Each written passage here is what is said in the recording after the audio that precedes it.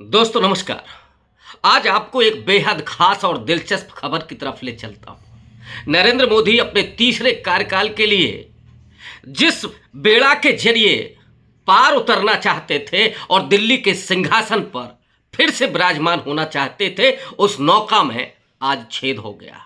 ED जिसका इस्तेमाल चारों तरफ तमाम विपक्षी नेताओं पर, तमाम उन विपक्ष को मदद करने वाले लोगों पर जिस तरह से ईडी यानी प्रवर्तन निदेशालय छापे दर छापेमारी कर रही है, ठीक वैसे ही जैसे मध्यकाल में छापेमार युद्ध की रणनीति होती थी और सामने वाले यानी शत्रु दल के तमाम कमजोर पक्षों पर हमला करवाया जाता था, वैसे ही इस समय नरेंद्र मोदी ईडी के जरिए विपक्ष को लगातार नेस्तनाबूद कर रहे हैं, कमजोर कर रहे हैं और उसे बदनाम भी कर रहे हैं। सच्चाई ये है कि ईडी ने जितने भी अभी तक केस हाथ में लिए हैं, जिन लोगों को सम्मन और गिरफ्तार किया है, उसमें केवल 0.4% उनका सफलता का रेशियो है। दोस्तों आपको याद होगा यूपीए के समय सुप्रीम कोर्ट ने कहा था कि सीबीआई पिंजरे में बंद वो तोता है जिसका जैसे चाहे वो सत्ता इस्तेमाल करती है, लेकिन ईडी उस सामंती और जमींदार के जोंक की तरह काम कर रही है जो उस कमजोर का खून चूसती है। आपको जानकारी हो सकता है ना हो कि एक दौर में जो जमींदारी व्यवस्था थी, जो सामंत थे, वो सामंत अपने तालाबों में जोंक पाला करते थे और फिर जो उनका हरवाहा, जो उनके खेती पर काम करने वाला है, जो बकायादार है, जो लगान देने वाला है, अगर उसने कोई कोताही की तो उसे उसी तालाब में खड़ा कर दिया जाता था और जोंक उसके खून को चूसता था। ईडी की छापेमारी उसी जमींदार और सामंती के जोंक की तरह दिखाई पड़ रही, लेकिन आज वो ब्रह्मास्त्र छूट गया, उसमें छेद हो गया, क्योंकि राजस्थान में आज एंटी करप्शन ब्यूरो ने 2 अधिकारियों को रंगे हाथों धर लिया। ये आरोप राजस्थान कांग्रेस लगा रही है कि 15 लाख की रिश्वत में नवल किशोर मीणा जो ईडी के अधिकारी हैं और बाबूलाल मीणा, इन लोगों को गिरफ्तार किया है। तो अब सवाल ये उठ रहा है कि ईडी विपक्ष को डराने और धमकाने के लिए जो काम कर रही है, वहां पर वो धन उगाही भी कर रही है। यानी काजल की कोठरी में सारे काले हैं और आज प्रवर्तन निदेशालय जिस तरह से कटघरे में खड़ा हो रहा है, उससे नरेंद्र मोदी की सारी रणनीति ध्वस्त होती चली जा रही है। और इसीलिए मैं ये कह रहा हूं कि आज की खबर वो शायद 2024 के पूरे चुनाव की दिशा को बदल सकती है। आपको याद होगा कि पिछले दिनों ही राजस्थान में कांग्रेस पार्टी के प्रदेश अध्यक्ष गोविंद सिंह के यहां ईडी की छापेमारी हुई थी। जाट समाज से आने वाले गोविंद सिंह, वैभव गहलोत जो अशोक गहलोत के बेटे हैं, उनको सम्मन जारी हुआ। अभी तो केजरीवाल को आज बुलाया गया था और इतना ही नहीं, उस ईडी ने तो राहुल गांधी और सोनिया गांधी को भी लंबे समय तक बिठा करके पूछताछ की।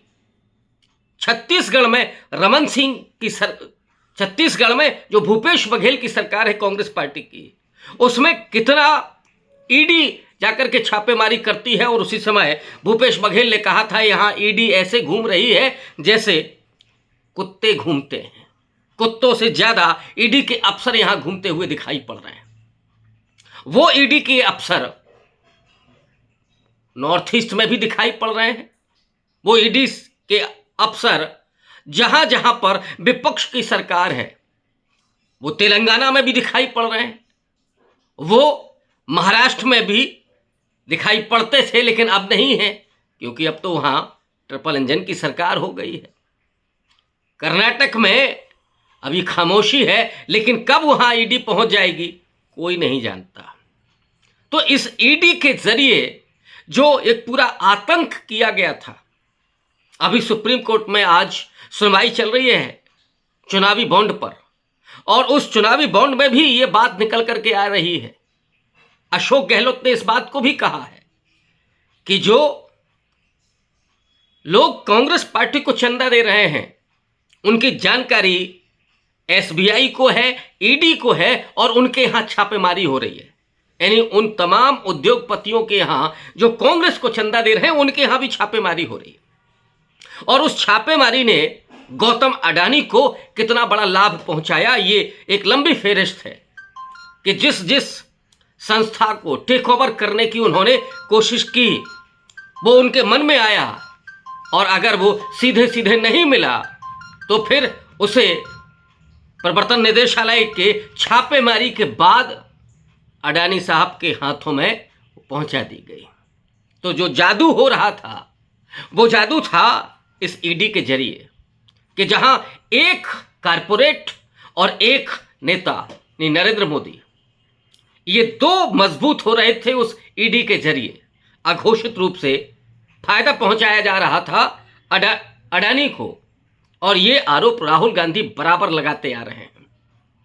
ऐसे में जब ये आज गिरफ्तारी हुई है, जो रंगे हाथ पकड़े गए हैं, जो राजस्थान कांग्रेस आरोप लगा रही है, अगर ये सही साबित होता है तो डेफिनेटली नरेंद्र मोदी और ईडी के जरिए जो हमले कराए जा रहे हैं वो सारे एक्सपोज होंगे। और जो आम आदमी पार्टी पर हमला हो रहा है, केजरीवाल ने तो कहा कि वो सम्मान गलत है और मैं नहीं जाऊंगा, वो सीधी बगावत कि अब ये राजद्रोह है तो है, जाइए।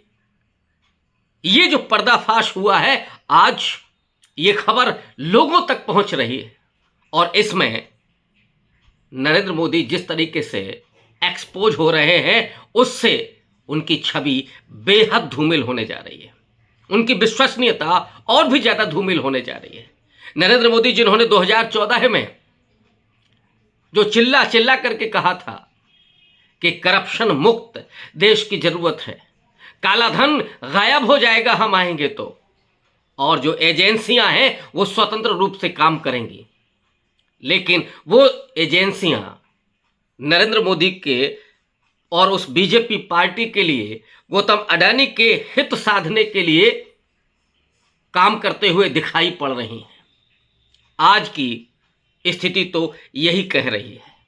तो डराने धमकाने से लेकर के, विपक्ष को कमजोर करने से लेकर के, विपक्ष की जो लोग मदद कर रहे हैं उनको काउंटर करने के लिए, उनको डराने धमकाने के लिए जिस ईडी का इस्तेमाल हो रहा था, वो ईडी आज बुरी तरीके से घिर गई है, सवालों में घिर गई है कि क्या ईडी के अफसर रिश्वतखोरी कर रहे हैं।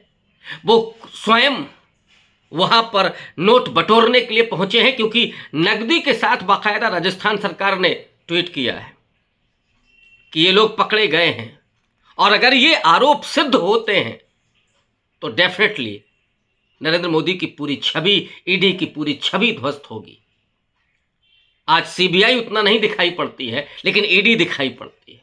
इससे बेहद नुकसान होगा, और इसका असर इन 5 राज्यों के चुनाव में तो पड़ेगा ही, आने वाले लोकसभा चुनाव में भी पड़ेगा। शुक्रिया।